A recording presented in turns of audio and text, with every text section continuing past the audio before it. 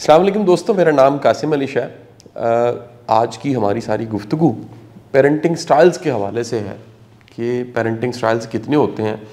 क्योंकि एक बाकायदा एक सब्जेक्ट के तौर पे साइकोलॉजी और जो पेरेंटिंग की साइकोलॉजी है उसमें इसको पढ़ाया भी जाता है। तो मैं वाज़ह करूं कि ये एक सब्जेक्ट के तौर पे, एक मज़मून के तौर पे भी इस टॉपिक को लिया जा सकता है।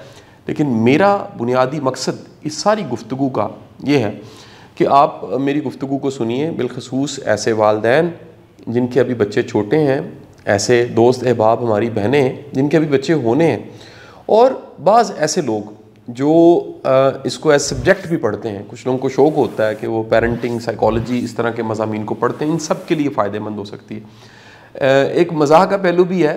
मैं बिल्कुल ऐसा नहीं चाहूँगा कि बच्चे इस वीडियो को देखें, अपने वालिदैन की पेरेंटिंग की टाइप ढूँढें, स्टाइल ढूँढें और पेरेंट्स को सेंड करें कि आपकी ये टाइप है।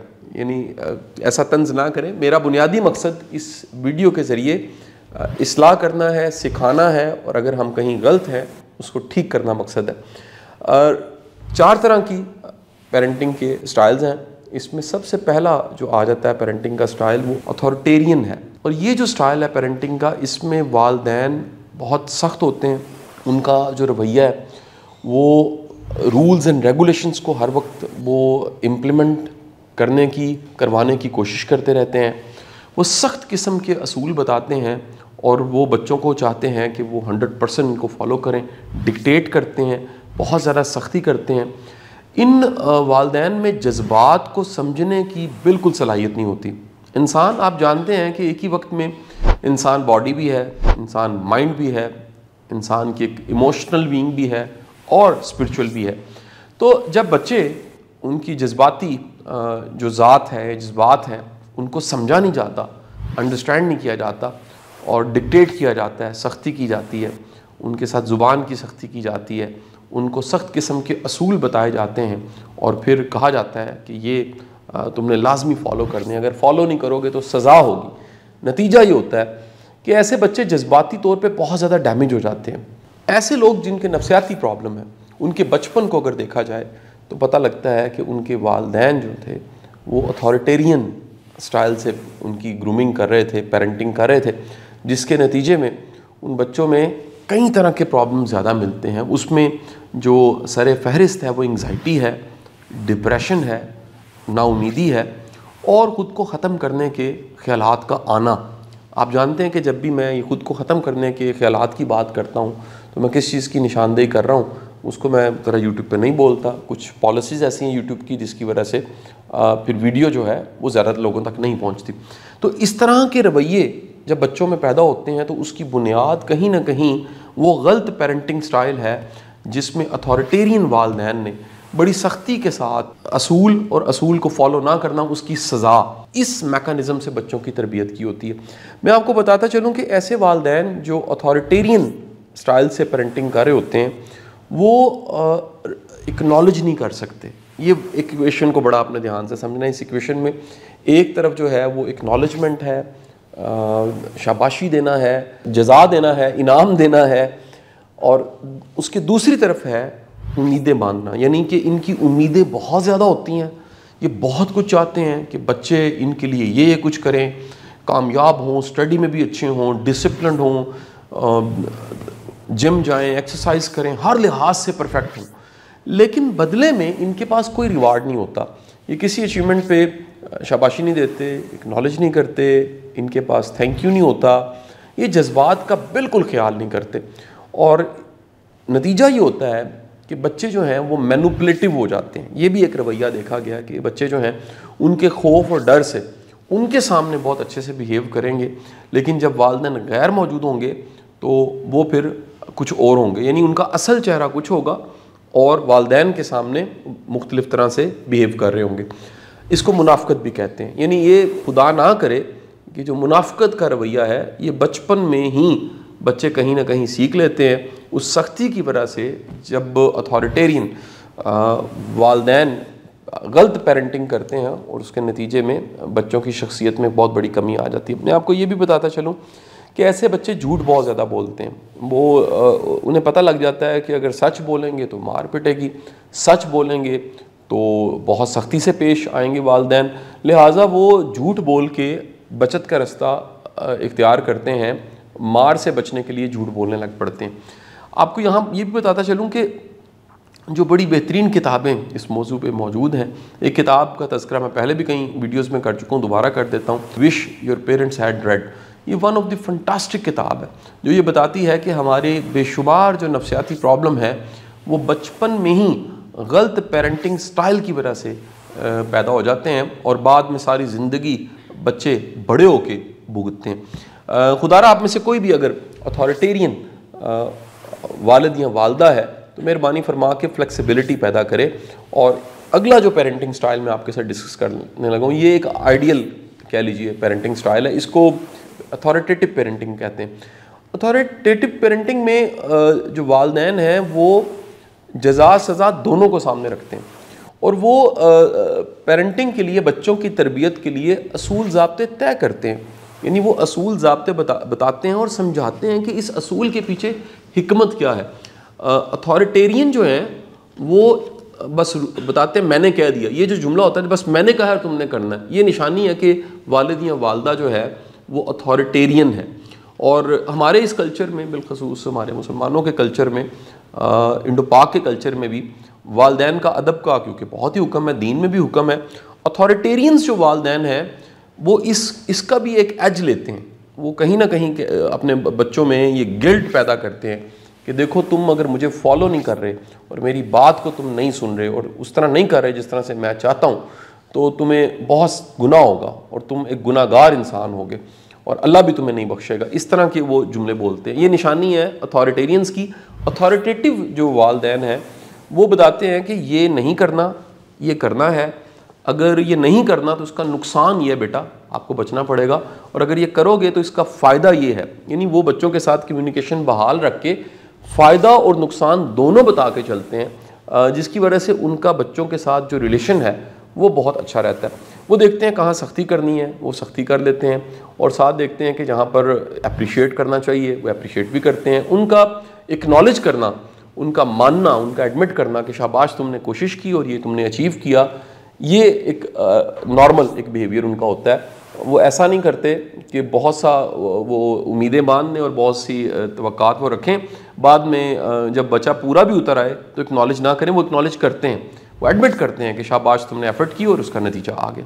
अच्छा, कमाल की बात यह है कि इस अथॉरिटेटिव अंदाज से जो पेरेंटिंग है इसके बारे में कहा जाता है कि जिन बच्चों की तरबियत अथॉरिटेटिव वालिदैन ने की होती है वो बच्चे ज़्यादा खुश होते हैं, वो ज़्यादा मुनज़्ज़म होते हैं, उनमें जज्बाती ज़हानत जो कि आज की दुनिया में बहुत ज़रूरी है, इमोशनल इंटेलिजेंस के नाम से किताबें भी मौजूद है, ये उन बच्चों में पाई जाती है।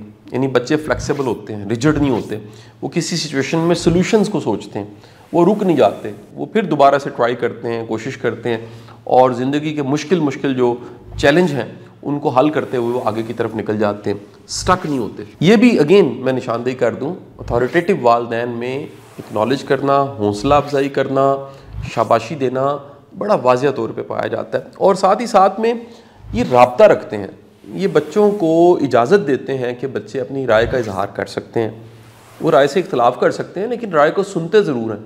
बच्चों में ये खौफ नहीं पाया जाता कि अगर हम अपनी राय का इजहार करेंगे या हम कुछ चूज़ करना चाहेंगे, हम कुछ सेलेक्ट करेंगे या हमारी भी कोई चॉइस हो सकती है, उनमें ये डर नहीं पाया जाता कि वालिदैन उनके साथ बहुत सख्ती से पेश आएंगे या उनको सज़ा देंगे या अगर वो राय का इजहार करेंगे तो एक थप्पड़ आगे से आएगा।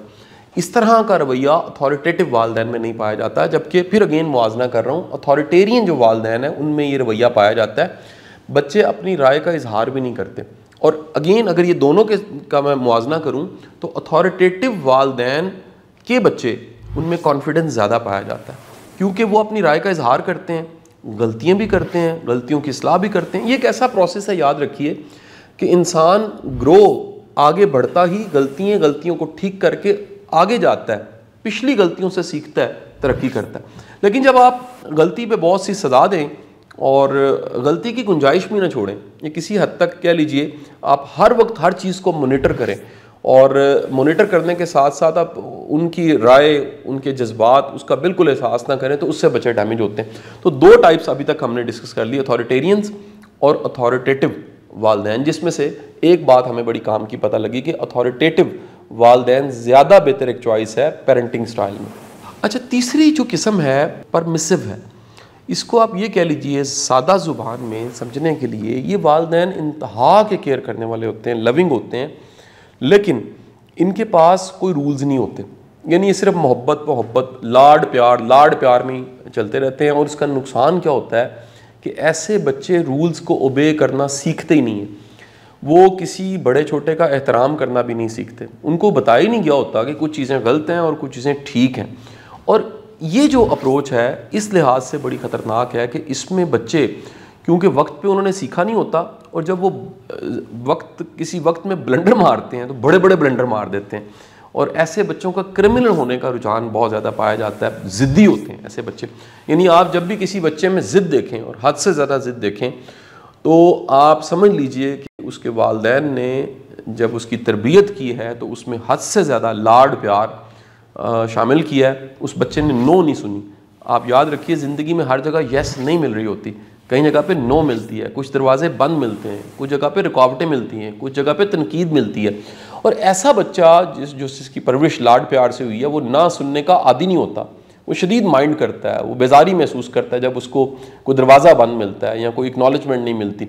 तो इस केस में अगेन मैं कहूँगा कि इसमें जो एक्नॉलेजमेंट है या शाबाशी है उसकी भरमार होती है और उम्मीदें कोई नहीं होती। वो कहते हैं ठीक है जी कोई नहीं। ये जुमला भी इस तरह के वालिदैन जो परमिसिव है वो बोल रहे होते हैं कि खैर है जी बच्चा है।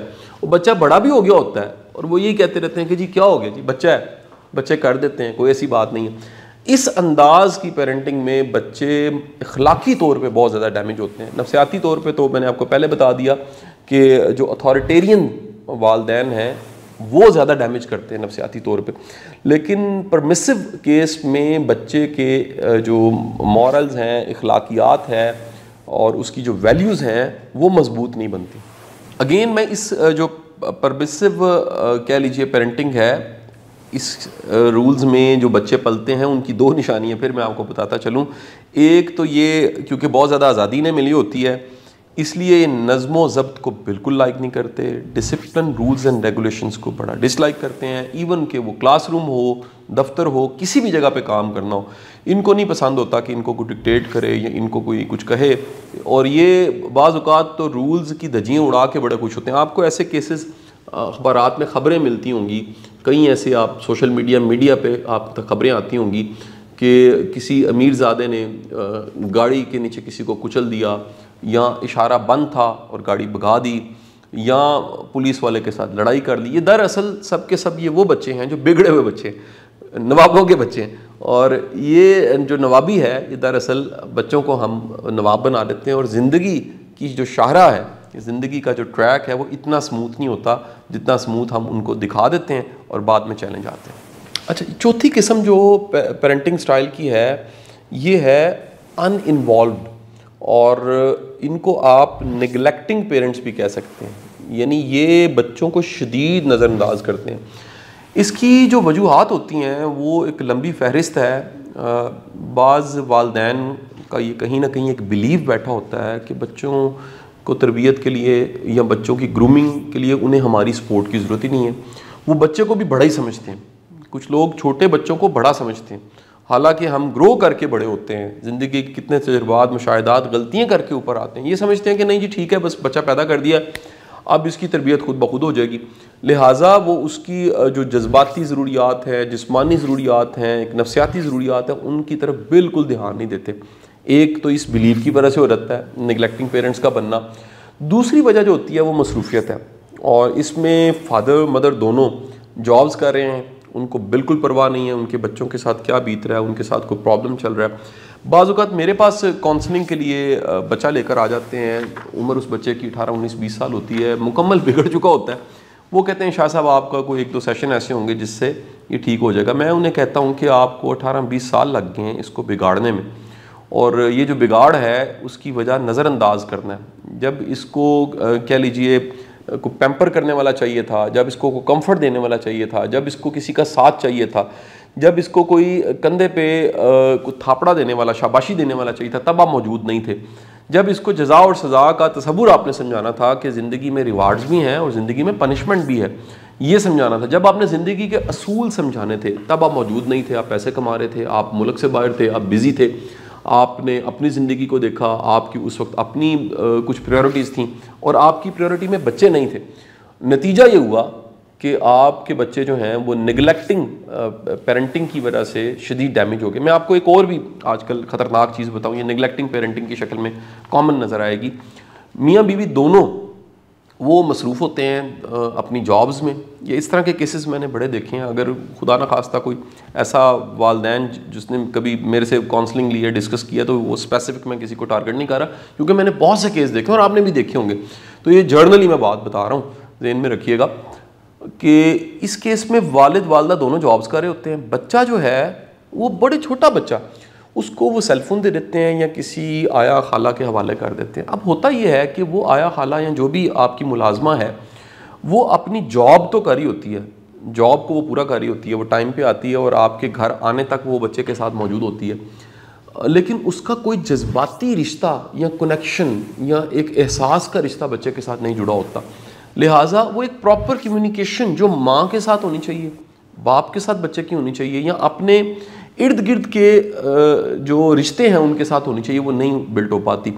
और ये आजकल ऑटिज़म और पता नहीं किस तरह की बीमारी हैं वो आपको बच्चों में देखने में मिलेंगी।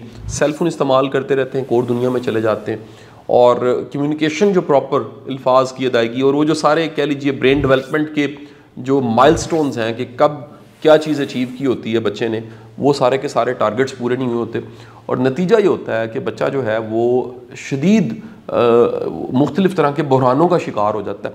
ऐसे बच्चे को अपना आप बड़ा अधूरा लगता है, उसको एक कंप्लीट फील नहीं होता, उसको लगता है कि बहुत बड़ी को कमी है उसकी ज़िंदगी में, और वो कमी ये है कि जिस टाइम पे वालदैन की शदीद ज़रूरत थी तब वालदैन मौजूद नहीं थे।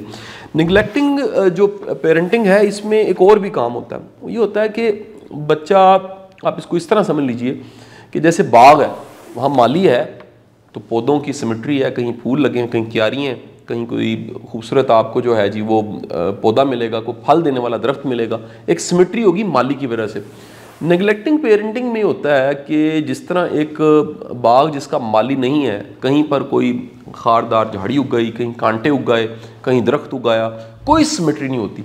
तो इस सिमेट्री ना होने की वजह से ऐसे बच्चों की ज़िंदगी में क्लियर कोई फ्यूचर की पिक्चर नहीं होती, प्रायोरिटीज़ क्लियर नहीं होती, और क्लैरिटी ना होने की वजह से ये बेशुमार फ़ैसले करते हैं और गलत फ़ैसले करते हैं। रेयर केस है, ऐसा बड़ा कम होता है, कोई हज़ारों लाखों में से केस हो सकता है कि वो निगलेक्टिंग पेरेंट की वजह से बच्चे को खुद ही डिसीजन करने पड़े और बड़ा मैच्योर या गैर मामूली इंसान बन गया। बहुत रेयर हो सकता है, लेकिन अमूमी तौर पे निगलेक्टिंग पेरेंटिंग की वजह से बच्चे की शख्सियत भी शदीद डैमेज होती है। तो ओवरऑल हमने 4 कह लीजिए पेरेंटिंग स्टाइल सारे के सारे डिस्कस किए हैं।